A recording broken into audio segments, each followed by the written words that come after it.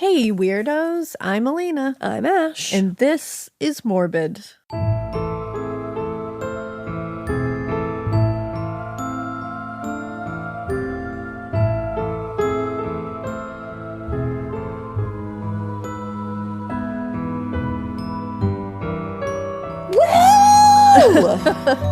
don't know.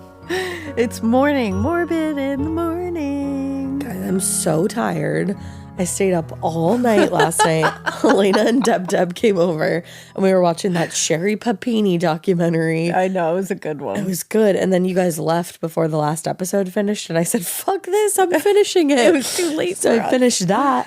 And then I was exhausted. Then I wasn't exhausted. I was still awake. So I watched Life After Lockup. You really went for it. I had a night watching you partied last night. Some crazy ass television. You would think that I'd have crazy dreams, but I don't remember any of them. But I didn't go to bed until like 2:30, and then I had to wake up so early. And now I'm just like, why did I do that? I have been like, so I haven't been watching a lot of true crime. The last really couple of years, to be honest. Yeah, I kind of like, I leave it here. And I got burnt out from it a little bit. So in order to not be burnt out for my job, I don't consume it outside of my job. Yeah. And so, which has been fine and kind of great because I'm not as burnt out. But then last night I was like, oh, I do want to watch this one. It's an interesting case. And watching that one, I was like, oh, yeah. These are the kind of ones that are very interesting. The ones like where I think maybe I was just like too burnt out on like murders and death, you know what I mean? Like, because I was also working in like the death industry, so it was just a lot. But things like this, which is also the Sherri Papini case, is also tragic on a totally different level. It's mind-boggling. It's more mind-boggling and just like what the it's just fuck. It's dork-sided. It is dork-sided. It like is that given sinister case, vibe. Holy shit. And just the way like she fooled everyone and the lengths she went. She was just posted up at her ex's house the entire time, just like letting him running into hockey pucks off of her. Like what the fuck? And like literally like running into hockey sticks. And like the way that they were, like one of the ways that they were able to catch that she, had like made the entire thing up. You know how she was like literally branded? Yeah. She had a Pinterest board with all these like wood burning tools on it. Shut the fuck up. Yeah. Because I didn't get to watch the last episode. You have to watch the last episode because it's how they started kind of like unraveling everything. And obviously like the DNA was like the biggest thing. But then they found like these little things just because like they were like, we need to build this case as much as we can. Yeah. And that I was like, you pinned those? Like you just pinned how to do this? Knowing you were going to brand yourself? Like what? And then just like, you're just like, you decided to bring your racism into it as well? I mean, that. Like, what the fuck? That also, whole thing blew my goddamn mind. Well, because there's like, obviously there's the racism in the fact that she was like, oh, it was two Hispanic women. Yeah. Like, and there were never two Hispanic women ever. Except but for her ex. Like Hispanic people within that area were what they faced after she came out and said that is, I mean. And she didn't give a shit. Oh, no. It wasn't her problem. Because then they expose her in this documentary for a whole bunch of other racist views. I was like, girl, you're a trash human. Truly. I feel bad for the kids. I do too. It seems like the dad is like pretty chill and like he has like full custody of them. And I feel bad for the whole I mean he had anybody that was involved in this and believed that it was true and dealt with the grief that they felt for those 3 weeks thinking she was gone. Like her sister, her family, everybody. Yeah, her best friend. She also just looked at him one day and she was like mad at him about like something. And she looked at him and she goes, I have to deal with the fact that you never found me. And like put it on like the fuck? Basically, I think a lot of what she did was like she sat there and watched as the nation searched for her and like watched her loved ones on like film, like crying, sobbing, pleading with her, knowing her kids, fake ass kidnappers. Yeah, knowing her kids have no idea where their mom is and it's traumatizing them daily. And it was literally the holiday season. Yeah, she doesn't give a shit. It was like over Thanksgiving. I was like, what the fuck? It's about her. But yeah, and then she just like, she literally sat there and watched the entire thing unfold. And then when she decided to go back, he said she brought it up every single day. And then one day she got pissed at him and said that. And he was like I did the best I could. And also, you weren't willing to be found. Yeah, also, you weren't actually hiding. Missing. Yeah, like it wasn't like this was a big, exciting game of hide and seek, and I lost. It's like, so no. Gone Girl, though. Yeah, and it's like so Gone Girl. It's also just the resources that were expended upon this case, and it's like people who would, were in trouble and needed help, but resources were being put to this case, even if it was just like a minute of a delay because of what was going on. Still like, a delay. The money, these people's time, people's, money, time, emotions, like being away, like these, all of that, all the investigators, all the like paramedics, all the people in the helicopters spending time away from their families. Right. Because this asshole decided to hole up at her ex-boyfriend's house and make up a racist story. Yeah, wild. To get attention. And not only that, like that in and of itself is all insane. Like, and the fact that that happened is so, I'm like, how do you do that and just like not think about everybody that you're affecting? Then there was like $30,000, I think it was, raised for her for like through like victim advocacy work and like that kind of thing. Just good people. Yeah, just like people raising money to help her with like hospital bills and stuff like that. She like stole $30,000 from everybody. It doesn't give a shit. It's like, what the fuck?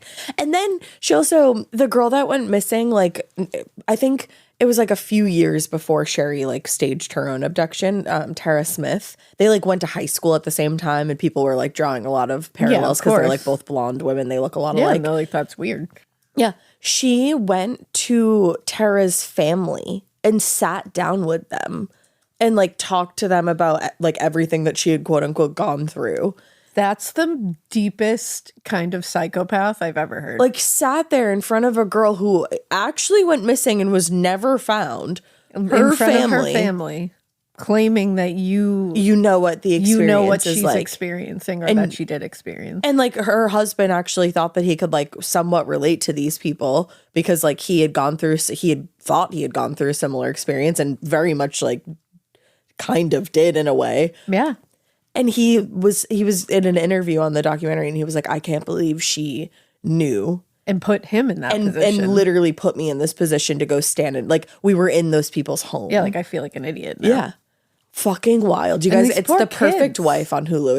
And this isn't even an ad. It's such a good documentary. No, I know. It's not even an ad. We just happened to watch it. It's like a 3-episode documentary. It was so fucking chilling, so bleak, mind-boggling. And I feel bad for those kids because like those kids are gonna grow up knowing that their mom is Sherri motherfucking Papini. Yeah. And it's like that sucks because they didn't ask for that. Well, they didn't ask for you to be a blazing asshole. They went through things of their own that you should definitely watch the documentary. It's awful. Allegedly. But definitely watch the documentary because it is...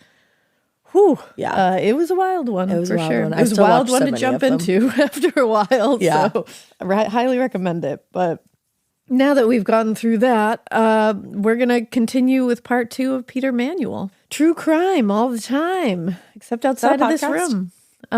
True crime all the time. Yeah. Yeah. Yeah. And I think it's a good one. Yeah. I was going to say that is the name of it, correct? Yeah. I was like, wait a second, I know that name. Yeah, I used to actually love that. I haven't listened to it in a long time because, again, I've like pulled away from like consuming true crime outside of here. It's not because they're not good. It's just because of my own brain. Yeah. But I used to listen to them all the time. Yeah. They were delightful. All the time. All the time. True crime. So when we last left you, Peter is another blazing asshole. Yeah. And he's been labeled an aggressive psychopath that could never be, helped and can never be helped. There's no chance for recovery. Several psychiatrists have said this. What do you do in that situation? Because there's no they're like, you can't just like hold people Well, that's the because thing. What do? You let him out of prison. And then this all happens. Yeah, you let him out of prison in October of 1952. No, I don't wanna. Yeah, it's not great what happens after he comes out of prison either. So we're now to so it's easy to understand why so many members of law enforcement immediately suspected Peter Manuel in the murders of Ann Nealons and the Watt family. Yeah, like we talked about it in part one. He was like top of their heads when you talk about his previous crimes. He was escalating. He's also talking about it all the time and like knowing all these like key details. And both of those crimes had a lot of the same like signature like hallmark things from his previous crimes leading up to them, like dragging Ann Nealons into the wooded area. He did that to that woman, the wife of the man that he was coming, the staff member that he was coming to hurt or do whatever. He dragged her into a wooded area, but he stopped before he did anything there because he wasn't escalating even yet. Knows why. And then the trashing of the Watts home and the trashing of the home nearby the Watt house, he had done that already, like throwing the food everywhere, putting the cigarettes out. Like it all lines up. You can't deny it. No.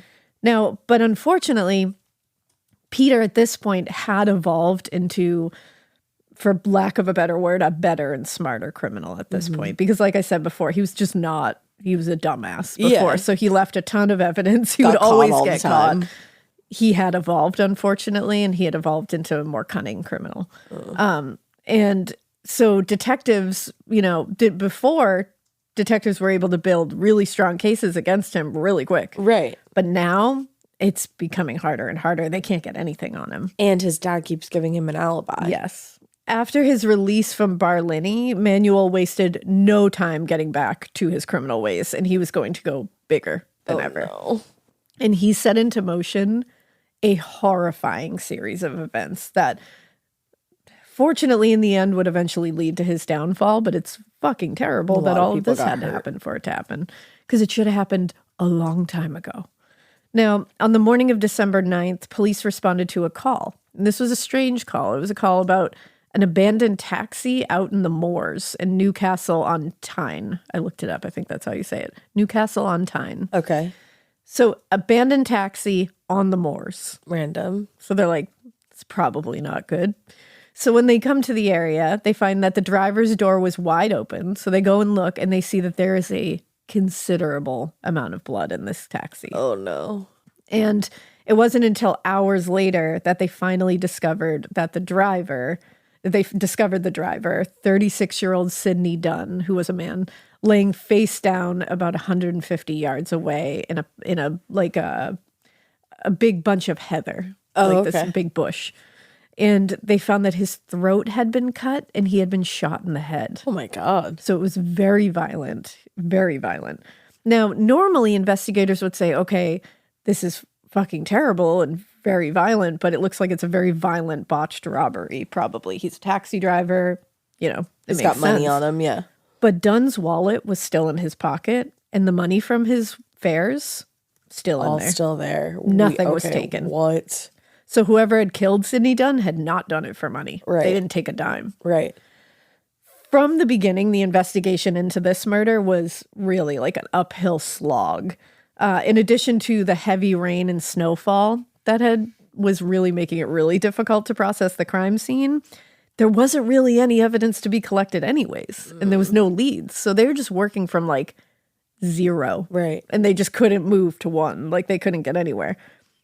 Another taxi driver, Thomas Green, did tell detectives that two men who appeared to be in their mid-20s had approached he and Dunn around 4:30 a.m. Before the murder. One of them was looking for a ride to Edmundbyres and the other to Newburn. Thomas took the man going to Newburn, and the man going to Edmundbyres got into Dunn's cab. Okay. Now, the man was described as being 25 years old, 5'8" tall, of swarthy complexion. What is swarthy? With dark hair, straight, and brush back. But that was really all they could get from the witness, is that really good description. Yeah. But that's really it. That's all he had.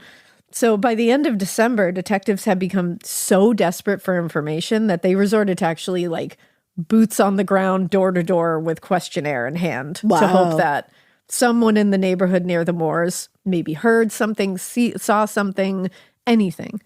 A coroner's inquest was held, but other than confirming the cause of death to be murder, the jury came to really no other conclusions, and the inquest was adjourned on December 31st. So they just had nothing. Just absolutely nothing. Now, while police in Newcastle were literally like pulling their hair out about this case, detectives back in Lanarkshire were dealing with now a new case of a missing teenage girl. Oh, no. And they saw that this case felt very familiar. Very familiar. On the evening of December 28th, 17-year-old Isabelle Cook left home a little after 7 p.m., and she was going to attend a dance. No. Does this sound already like Anne Nealon's? Exactly. 17 years old, leaving to go to a dance. She was going to be going to a dance at the Masonic Hall in nearby Eddingston, and she was going to, there was a whole plan in place. She was going to be meeting her boyfriend, Douglas Bryden, and the two were going to go to the dance together. But 45 minutes passed by the hour that they were supposed to meet up, and Isabelle still hadn't shown up to meet him, so he just went inside by himself. He's like, what the heck? Which I was like, I mean, I don't know what else you do at that point. Yeah. It's in the 50s. It's not like you're pulling out a cell phone and calling someone. Yeah, exactly. But the next morning, when Isabelle still hadn't come home, her parents called the police. Police immediately launched a huge search for Isabelle. They had police dogs. They went full tilt. And they determined, through the police dogs, they were able to determine that she had taken a shortcut off the main road on her way to meet her boyfriend. Okay. This shortcut went through a wooded area along a footpath. This footpath was very familiar to them because it was where 11 years earlier, Peter Manuel had attacked a young woman. Oh. It was the same exact footpath. It was on that path that investigators discovered Isabelle's purse. Most of her belongings were still in the purse. Some of them were like shot, like, scattered around. They also found one of her shoes. Now, a police spokesperson told reporters that afternoon, "We're treating this as more serious than just a girl missing from home." Yeah. And a day later, the case took a really ominous turn because more pieces of Isabelle's clothing were discovered along the banks of a river near the Calder Park Zoo. A local diver actually came forward and volunteered to search the river. Just a local diver. Wow. Which, this community seems like they tried really hard to help out. But they didn't find any more items in the river. Now, for many investigators in this case, the details, and for us probably too, and you listening, you're probably thinking, this is Anne Nealon's murder. This is very similar. Yeah, it sounds a lot like that. And they thought that too. Yeah. They immediately thought of that. And the press, they thought it right away too. It's not like anybody wasn't putting these pieces together. Okay. Like Anne, Isabelle had been on her way to a dance when she deviated a little bit from the path and then ran into someone presumably dangerous. Right. Unfortunately, after a week of intensive searching, full tilt searching, they hadn't found any additional evidence, no leads. So speculation was really all they could do until new information came their way. But it was the same thing, just dead end, nothing. Now, while detectives on the Cook case waited, a new and honestly more shocking case came their way at this moment. Shocking at this moment, at least. On the morning of January 6th, 2 patrol officers were investigating a call about an abandoned vehicle. And while they were investigating that call, they went to the home of the vehicle's owner. His name was Peter Smart. So not Peter Manuel. This is a different Peter. I know there's a lot of Peters in this. When they arrived at Peter Smart's house, several of Peter's coworkers were actually already there, waiting for them. Okay. They had gone to look in on him because he didn't show up for work that morning and he wasn't answering his phone. Oh, wow. Which so again they were, shows super you concerned. People are real. This is like a community over here. Taking care of each other. They're showing up at his house because they're like, he's not answering his phone and this isn't like him. They were concerned that something was wrong, so they had shown up. And the officers ended up forcing their way inside the house because nobody was answering. And that's where they found Peter, his wife Doris, and their 11-year-old son Michael. All were dead from gunshot wounds to the head. I just saw a picture of little Michael, and he's like the sweetest little babe. Oh, it breaks your heart. It's so sad.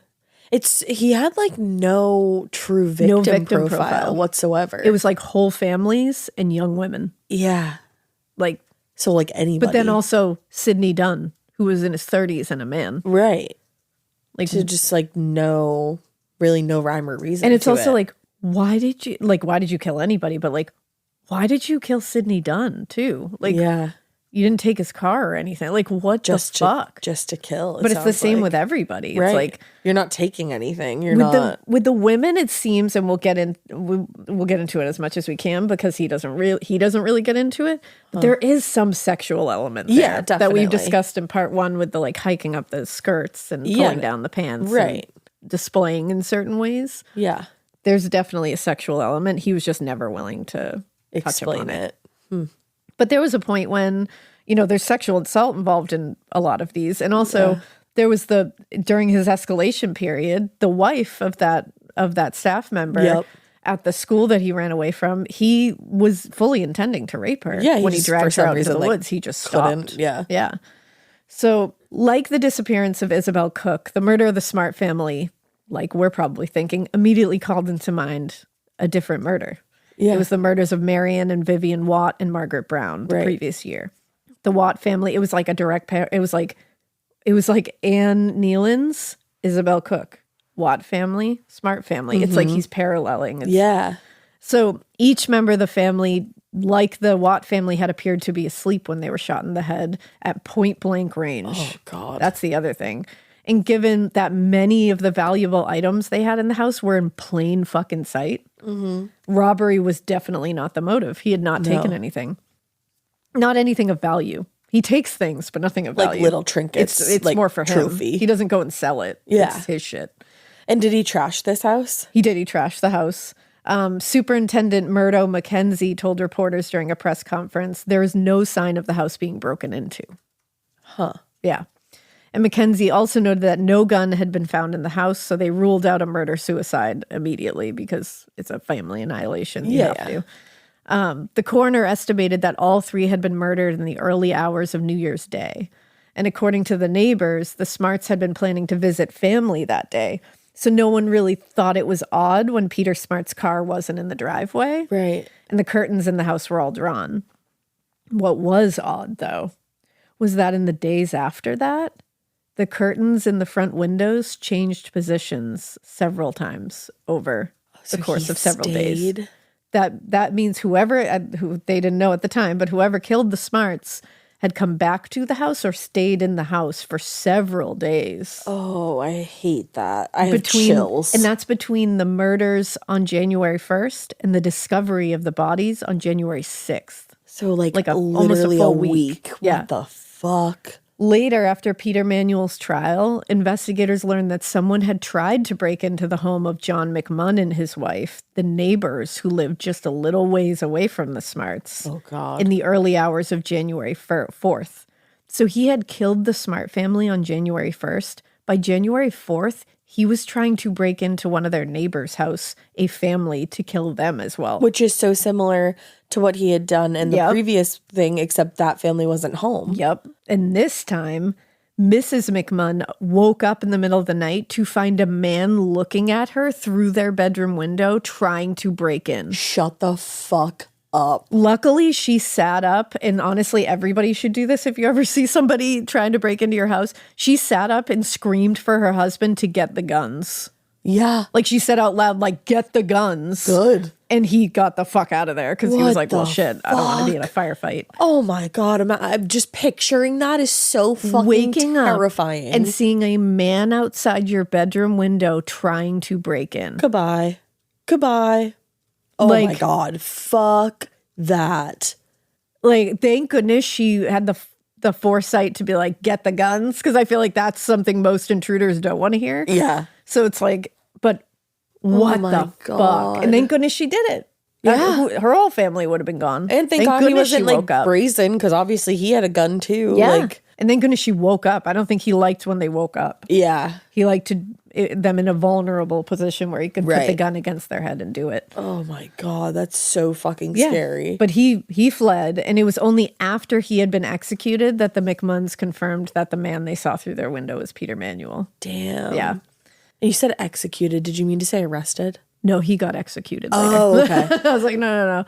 He got executed. Oh, shit. Spoiler alert.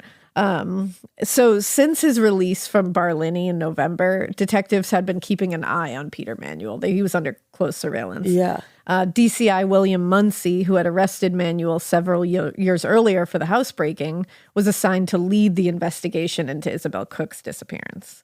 And when he got the case, Munsey immediately thought of Van Neelan's and Peter Manuel. But other than that gut feeling and knowing that there's a connection here somehow, there was no evidence to connect it, so he couldn't really do a lot. It was just like, my gut is telling me this is it. Right. But Manuel's name came to mind a few days later when Munsey heard about the murders of the Smart family as well. The more his name came up in connection with murdered and missing people, the harder it was to deny that there is a connection. And investigators intensified their surveillance. Now they really honed in on him, just waiting for him to fuck up. Just waiting for that moment. Because you know it's going to happen. Oh, and it happened. But their big break did finally come about a week later. In the course of the investigation, detectives had learned, they'd used some criminal informants to try to get more information about Peter Manuel. Sure. And they learned from one of these informants that Peter Manuel had been seen and witnessed by several people spending brand new 5-pound notes at pubs around Glasgow. Huh. And what they had found out was just before the murders, they had found out that Peter Smart, the father of the murdered family, had withdrawn several new 5-pound banknotes from the bank because he was going to use them on their family holiday. Right. Which is really sad. Heartbreaking. And so, armed with a warrant and a list of the notes Smart withdrew from the bank, a group of detectives arrived at Peter Manuel's house on the morning of January 14th. Let's go.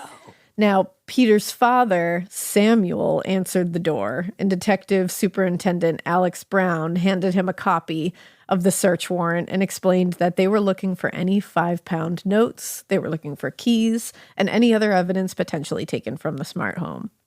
Samuel, the father, immediately got hostile and very verbally abusive with the officers, but ultimately ended up letting them into the house. They got a warrant, he fucking had to. When they got in the house, they found Peter asleep in a chair in the living room. I was like, you fucking bum. Yeah. But once he was woken up, Brown read the warrant out loud to Peter, and Peter immediately became abusive and like flipped out, hostile, like lost his mind, but eventually had to comply with the whole thing. And after getting himself ready, he willingly went down to the precinct with 2 of the officers. Now, I'm just taking a detour really quick, because this Superintendent Brown, I found an interesting article about him. Oh. He was apparently like a badass detective. Shit. And he was one of a small group of detectives in this case that was like very well known to have like cracked this, like with hardcore police work. Right. So his name was Superintendent Brown, and he was known. I found this from an article called, it's in the Glasgow Times, and it is the story of the cop who caught Peter Manuel. Hey. And it's by Norman Sylvester, this article. I just want to point out a few things about him. So he was known to be very methodical in his methods, and he really had a good understanding of how people ticked. That was like his forte was psychology. Right. And he was, so apparently he was known to like also do the most methodical searches of houses. Like if he had a warrant, you better hope nothing is in your house, because he's going to find it. Damn. Like that man is going to find it. One of his fellow detectives said if he didn't find what he was looking for in a house, he would strip the paper off the walls if necessary. Shit. Like he wasn't letting it go. If I have a warrant, I'm finding this thing. And his favorite advice to young detectives was let the other fellow do the worrying. Huh. Like he was like, the criminal should worry, not you. Yeah. And then he said, use the minimum amount of words and maximum amount of action. Nice. He was super ahead of his time with the psychology stuff. In 1943, he wrote an article for a police magazine titled Psychology in the Investigation of Crime. Huh. That was in the 40s. Yeah, that's big. That was ahead. And he said that the most successful investigators are the ones who best understand human behavior. I mean, yeah. And which, again, ahead of his time with that stuff.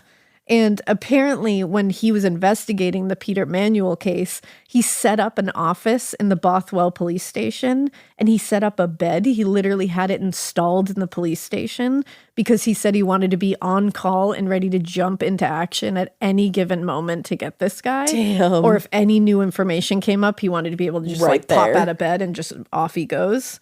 So he was literally like day and night on this thing. Like eating, sleeping, breathing this. He was one of the main ones that decided it was time to strike and get Peter Manuel, like go to his house and arrest him. He was like, I'm sick of waiting. Like, we need to get this guy. We have something. Like he knew that this was the guy. And he told Manuel actually that the way they were able to get him, because what we'll see is Peter ends up confessing. Okay. And what he was able to do was he told Peter that they had found stuff related to another house, like I think a reverend's home had been broken into in the area. And he said they had found stuff in the Manuel household from that break-in. So it was Peter who did it. Yeah. But he told them, Brown told Peter, we're charging your father. Oh. And he was like, he's like, it's his house. We're going to charge him with it. And that's how he was able to get him to crack. He didn't want to turn on his dad. He knew via psychology that was going to be the thing that was going to get him. That's a smart move. And later when the Manuel case goes to trial and he ends up being convicted for this, the trial judge, Lord Cameron, actually did something that never happens. He invited Brown and 2 other detectives back into his chambers afterwards, and he thanked them personally for their efforts to get Manuel arrested. Wow, that's amazing. That. And in 1959, he was given the Queen's Police Medal before retiring. Hell yeah, he deserved it. And later, Peter Manuel himself said about Superintendent Brown, I could handle the others, but I couldn't handle Brown. Shit. Isn't that crazy? I gotta Google this guy. That's why I was like, when I read that, I was like, that guy sounds like a badass. He does. The fact that he was that like committed to making this like he knew that we got to get him off the streets. Like, what a badass. So that's cool to have all that. Yeah, you got to do it. So they took, so at this point, Peter Manuel is going to the precinct. He's going downtown, and they took him out of the house and down to the precinct. And this wasn't just something they had to do. This was a tactical decision. And this tactical decision was made by Brown. Nice. Because he was using psychology. He knew with Peter out of the way, his elderly parents are going to become a lot less defiant. Yeah. And a lot less aggressive. 100%. Peter's the thing that's the main component that's making them this way. Right. So he said, get them out of the house so we can talk to them. Mm-hmm. And so they were able to search the rest of the house with very little interference. And they found items in the home that were related to several crimes. They found a pair of men's gloves and a camera, which had been stolen from that home of the local reverend on Christmas Day, actually. Oh, my God. And at the precinct, Peter was included in multiple lineups while this was going on. And during these lineups, they had Glasgow bartenders come in and identify him as the man who was spending all those brand new £5 notes. There it is. And the numbers on those notes matched the ones that were taken out of the bank by the Smart family. Mm-hmm. And it was during this time that Peter was also identified by Patrol Officer Robert Smith. He identified him in a totally different scenario. Apparently, Robert Smith said that Peter Manuel was the man who gave him a ride on the morning of January 2nd. Which would be the day after he killed the Smart family. That's terrifying. According to Robert Smith, he had been hitchhiking to work that morning when a man he identified as Peter Manuel stopped to pick him up in a gray A30. And that's Peter Smart's car. Right. And the 2 men made small talk, and Robert Smith, mentioned he was on his way actually to work, and he was going to be participating in the Isabelle Cook search. And he said Peter Manuel had a very strong reaction very quickly to even talking about that. Yeah. And he had a very strong interest in talking about the case with him. And before he got out of the car, Peter said he felt that the police weren't looking in the right places.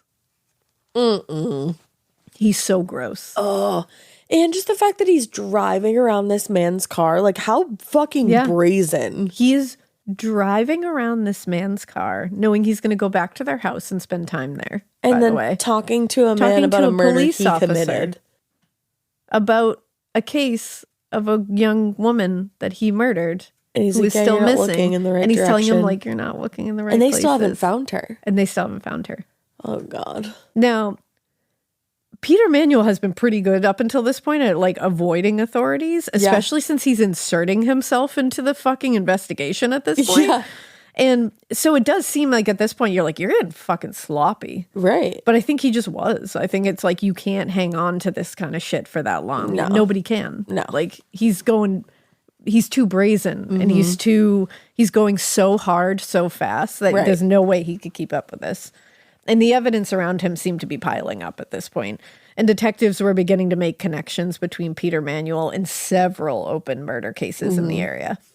So he became pretty aware that he was running out of options at this point. So on the morning of January 15th, Peter asked that his parents be brought to him at the station. And this was after Brown had told him, oh, okay, it's like, it's so cool that you're not involved in any of this. But like, we're going to be charging your dad because he apparently stole shit from a reverend's house on Christmas Day. Like, wild. This elderly man did this, but like, he's going to jail forever.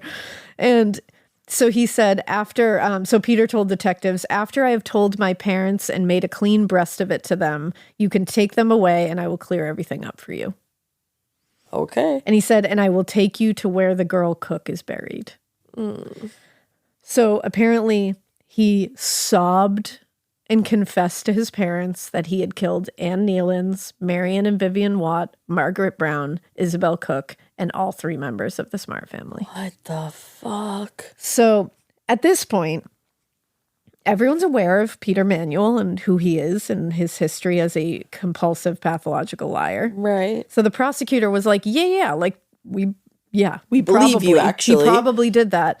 But we're going to need a little more before we accept this. Like, we can't just hear that you did it. Give us some details. Tell us what you did. Now, according to Peter Manuel, he broke into the Smarts' house through an open window, killed everyone inside, then stole whatever cash he could find. In the days after that, he returned to the house daily to eat the food and relax in their living room, and even fed their cat. What the fuck? Yep. He would just relax in their living room and hang out. With their cat while their dead bodies are just upstairs? Or just like rotting inside. What the fuck? And just the fact that he would like to do something like feed the cat? Like, it's like, what? And he'd be like eating their food, sitting in their living room. What? Yeah, just making food in their kitchen while they're dead in their bedrooms. And an 11-year-old and his parents. Yeah. Yeah. Oh, that's so gross. He's like next level. Beyond. And obviously his knowledge of the Smarts' house, the layout and everything and what it looked like inside and the details of the crime could only have been known to the person who was intimately involved in it. And the same was true for the other cases that he confessed to. He had details that no one else would have. Right. And after giving a full confession, he was taken to Barlinnie for the evening. The next day, he led detectives to a large field near an old brickworks. And so I looked up how to say this, and I found several different ways. So I'm going to say the way that seemed the most to me. Okay. But feel free, Scottish listeners, to be like, what the fuck did you just say? Come at us. I think it's Bailieston. I don't know what that is. It's Baillieston. I found like 3 different ways to say it. Bailieston is the only one that seemed right to me, but I could be wrong, and I apologize if I am. But he led them to this large field near an old brickworks there and directed their attention to what it was like a little ditch, like a shallow ditch. Okay. And he told investigators, I dug that hole. I had her body here, but I was disturbed by a man taking a shortcut out of the brickworks, and I had to take her away. Okay. So they were like, okay. So after taking the detectives on this long circular route around the field and into the recently plowed fields of Burnt Broom Farm, he brought them over to like a patch of land that looked like it had been recently disturbed. And he said, and I quote, I think she's in there. I think I'm standing on her. Oh my God. Yep. And he was right. He was standing on her. When investigators dug about 2 feet into the earth, they discovered the body of Isabelle Cook. Just so callous. I think I'm standing on her. I think I'm standing on her. Yeah, I think she's in here. Her skirt had been bunched up around her waist, and her underwear was missing because he stole underwear. He's a fucking gross. perv. Her scarf had been forced into her mouth as a gag, and her bra had been wrapped around her neck and was used to choke her to death. She also had a lot of bruising on the left side of her face, like she had been struck several times, very aggressively. Back at the station, Peter drafted formal confessions in writing to every single one of the murders and provided details of each one. He also confessed to several robberies in the area as well. And in all his confessions, he emphasized that robberies were the motive for the attacks. But none of that made sense because he didn't steal stuff from most of them. Right. And he just wanted to make it look like he had a reason, quote unquote. Yeah. But like we said earlier, in each one, there is a very undeniable sexual element here, but he would not talk about it. And he would not go into it. They could not get anything about it. Huh. Yeah. Like ever? No. He never would. That's frustrating. Now, while Peter Manuel sat in the cell at Barlinnie, there was a large team of investigators just gathering up evidence and collecting any witness statements they could to build up that case against him. And with the critical evidence collected at this time, there was a Beretta pistol and Webley revolver that were used in the Smart and Watt murders. Apparently, Manuel had thrown them into the River Clyde after the murders, and they found them. Oh, shit. Yeah. At the same time, investigators learned that Manuel had been in the Newcastle area for a job interview the very night that Sidney Dunn was murdered. Imagine that. Yeah. And he was identified as the man seen getting into Dunn's taxi. Oh, man. On January 29th, he was eventually charged with the murder of Sidney Dunn as well. Okay. But that crime actually occurred in England. So it couldn't be included in the other charges, and the prosecution was going to have to wait until after the trial in Scotland to do that one. Move it over. Now, his trial began May 12th, 1958 at the High Court in Glasgow. And his defense team was had John Ferns, Ian Docherty, and lead counsel Harold Leslie. Apparently, they're all volunteer counsel assigned by the Scottish Bar. Okay. Dave found that they do it a little different there, where here in America, there's public defenders and you're given this person if you can't afford a lawyer. Yeah, it's your right that's and their everything. job. They do that. But apparently over there, they just randomly grab people from the bar association and will be like, this is yours now. It's just they volunteer, quote unquote. It's here it is. Damn. You get thrown onto this case essentially. That must be tough. That must be really tough. Because what if you have a bias? That's the thing. It's I guess you can't, that's your job. You just can't. Damn. But in the months leading up to the trial, the case and headlines around this whole thing had definitely crossed over into sensational. Yeah. At this point. I can imagine. And spectators were lining up around the courthouse as early as 8 p.m. the night before to get a seat in there. People were fucking tailgating this? Tailgating it. Damn. Yeah. In the time between Peter's arrest and the start of the trial, investigators had collected a lot of evidence at this point. Sounds like it. And that included over 150 exhibits, including the guns used in the murders and pieces of Anne Nealon's skull. Oh, wow. The witness list for the prosecution had 300 people on it. So before any opening statements had been made, Harold Leslie shocked the courts by making a statement on behalf of his client. Oh, God. This statement said, I appear on behalf of the panel. The panel would be his, Peter Manuel. Right. Who adheres to his plea of not guilty. And there are special defenses lodged. Okay. Despite having made a full fucking confession in writing and verbally and giving details of each crime, including leading them to the missing woman. Right. He changed his plea to not guilty. And on May 13th, in front of the entire court, he said he wasn't the one who killed the Watt family. But actually, it was William Watt, the father, that was on the fishing trip. Are you kidding So he's me? bringing him back into it. That's good. Yeah. That's kind. Yeah, we love that. The court went nuts. Of The course they judge did. took so much time to have to restore order here. But eventually it all resumed as it was supposed to go. He's just having fun. No, and this was not the last time that he was going to stun everybody. So in the opening statement, the lead prosecutor, Maurice Gillies, laid out the case against Peter in pretty simplistic terms. He just highlighted the evidence against him, made the connections between his whereabouts at the times of the murders when they were committed, his criminal history that included specific hallmarks that happened at these crimes, the cigarette, the trashing the places, the dragging the woman, the method of killing, all that stuff. Everything. And so their strategy was not really to convince the jury of his guilt because he's guilty, he confessed. But it was basically to let the witnesses and evidence demonstrate his irrefutable responsibility for the murders. So in the days after that, one witness after another came up and just presented compelling fucking testimonies and evidence against him, including the foreman on the work site nearby the discovery of Ann Nealon's body. Okay. This person confirmed that Manuel had shown up for work the following day with fresh scratches on his face. Yup. He was like, yep, that was right after. Right. And that same witness also told the jury he had seen Peter Manuel removing a pair of bloody work boots from the site a day or two after the murder. Oh, yeah. That's... So a few days into the trial, the subject then shifted from Ann Nealon's to the Watt family murders. And among the first witnesses in that whole thing was Lawrence Dowdall.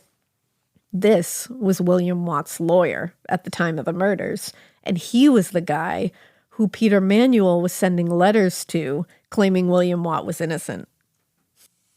And now he's turning around at the trial and being like, actually, he did this. Well, now he's the, like, so he's going to be saying, like, I got these. Yeah, the lawyer. letters, but Peter's sitting there being like, no, yeah, he now did he's it. going to turn around and be like, well, actually, William Watt did it. And it's like, this guy's going to sit there and fuck you up, though. He has letters. So among other things, Dowdall described Manuel as the most vicious psychopath it has ever been my misfortune to meet. Fuck. Which is wild for a defense attorney to say that. Yeah, because they seen some shit. Yeah. Charles Tallis, who was a known criminal and associate of Peter Manuel, also testified. And he explained that he had actually given the gun Peter used to Peter that he used in the Watt murder. Oh, God. He said he told me that he had some bullets and the bullets wouldn't fit the gun, but were falling through the magazine. And he said that he helped Manuel make the gun operational. And he didn't know that this was what it was for. Oh, man. But William Watt also testified, not only to give details about the murder, but also about Manuel's contacts with him in the months that followed the murders. What? Yeah. So according to William Watt, he and Manuel actually met in a hotel room in Glasgow. And during this whole thing, Manuel attempted to convince him that 3 people had been involved in the shooting, and one of them was Charles Tallis. What? So he had like kept in touch with William Watt, the man of the family he had killed. And like sat down with him at a hotel. Like, what the actual fuck? He really is beyond any kind of hope. And he really is. Like, this shows you. He'll go to the ends of the earth to be a fucking slimy piece of shit. He just enjoys it. He does. And William Watt on the stand said that Charles Tallis broke into the house. They went in and shot my wife and sister in bed, and then he broke down in tears on the stand. Yeah. Now, most damning of all, though, was the confession that Peter had voluntarily given to police. Very voluntarily. Told multiple people, wrote it down. Yeah. They were detailed. They had intimate familiarity with the Watt home. Like, he was in that house. Yeah, like, all these homes. And he was in the other crimes, same thing. He knew the layouts of the houses. He knew the details that were not reported. Yeah. And on the witness stand, Detective Robert McNeil explained the process by which they obtained this confession from him. And that included the statement Manuel made just before he confessed. He said, "There is no future for me." Oh. And Manuel was alleged to have said, "I have done some terrible things. I killed the girl Nealons at East Kilbride, and I shot the 3 women at the house at Burnside." And following McNeil's testimony, Manuel's confessions were read in full to the jury. They were like, you gave these. Like, we're not taking them out. On May 22nd, Peter Manuel shocked the court again because he dismissed his entire defense counsel and said, "I'm going to act in my own defense." Oh, no. Yep. No, honey, We always know how this goes. After a brief recess, Harold Leslie addressed the judge, saying, "I am no longer in a position with my colleagues to continue the cause, the panel being desirous of conducting the remainder of the trial." So he was like, peace. Deuces. In other words, he was fired. The judge allowed the change, but he insisted that the other 2 defense lawyers, Ferns and Doherty, needed to remain close by to possibly assist if needed. Okay. But it came very clear. I'd be pissed. I be was like, no, just going to say, I'm out. I'd be like, I just got fired in front of everybody. Fuck this guy. Yeah. See ya. See, he can sink his own ship. You can sink your own fucking ship, I tried. Dude. And Peter didn't want their help. Yeah. He made it clear. He fired them. Yeah, and he never used their help. He didn't want it. So it's like, I just have to sit here and watch this? Now, apparently, Peter Manuel had done this before. He had defended himself in court before. Several years earlier, he defended himself in a rape case in Airdrie Sheriff Court, and he was unsuccessful. He went to prison for that one. That's great. Now, regardless of what happened throughout this whole thing, apparently he had a lot of confidence. He was very charming in court, and he impressed even the most experienced lawyers watching the trial. According to Joe Beltrami, who was a very prominent Scottish lawyer who saw the trial, he said, Judge Lord Cameron said he was surprised at the standard and skill of the accused, and so was I. His cross-examination was quite skillful and well thought out, which is like nuts. Yeah. But remember, Peter Manuel is pretty bright. He was bright in school.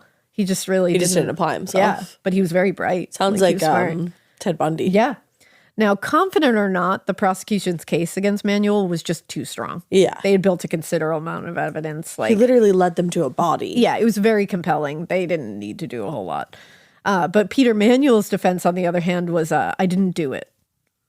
Oh, okay. Which is strange when you've confessed voluntarily, verbally times. And in writing. So, yeah. But when he finally took the stand in his own defense, he refuted everything that he'd previously stated or confessed. And he fell back on that old habit of just saying, it's everyone else's fault. Oh, okay. It's not my fault. Totally. I didn't do it. Final arguments were given on May 29th, and the jury took barely 2 hours before returning guilty verdicts on 7 counts of murder, 6 counts of capital murder for the Watt and Smart families, 1 count of non-capital murder for Isabelle Cook. And what kills me is in the case of Ann Nealon's, the jury felt the evidence did not make the case, and he was not found guilty. That's shitty. Yeah. Now, when the verdict was read, the courtroom went nuts. And there was like 100+ reporters in the courtroom, too, and they all just ran out of there to go type up their fucking thing for, the next thing. But Judge Lord Cameron wasted no time passing sentence.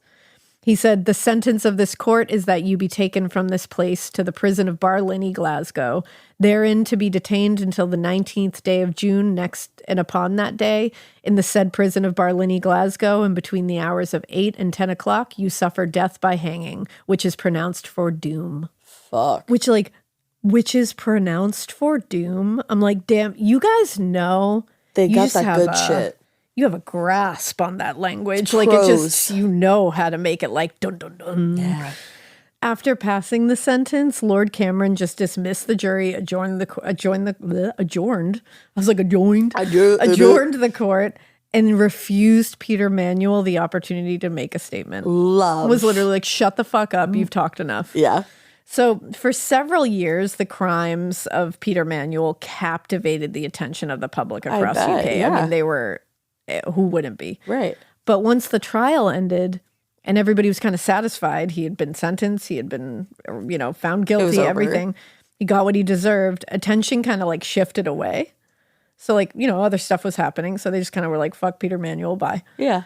When the day of his execution arrived on July 11th, 1958, the Evening Times reported, quote, as the hands of the prison clock pointed to the execution hour, fewer than a dozen people stood silently outside the prison. There was no demonstration, no protest by opponents of capital punishment as the final act was carried out under due process of law.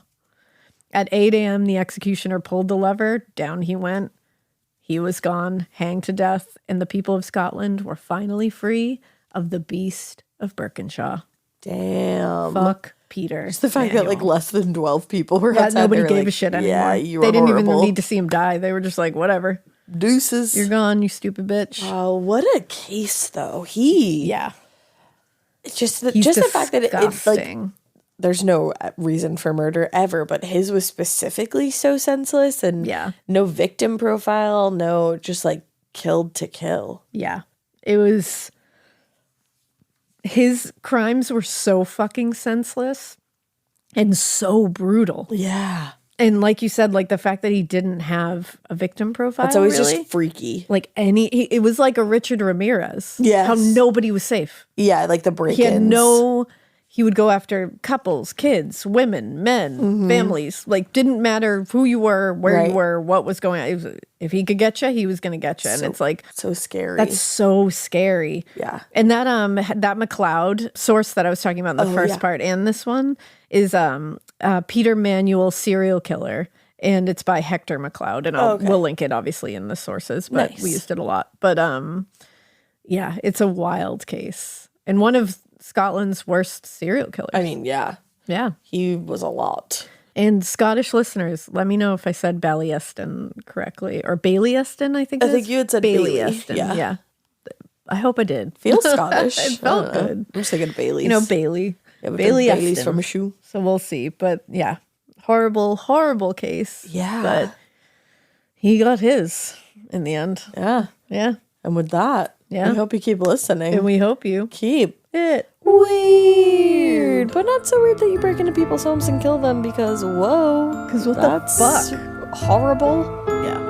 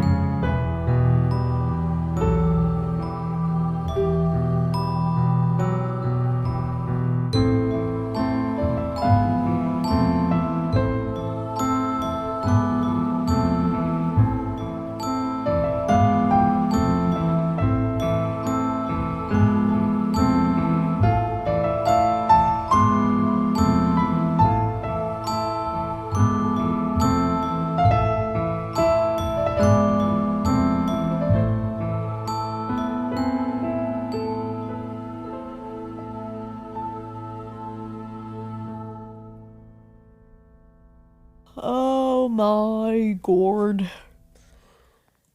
Oh my god.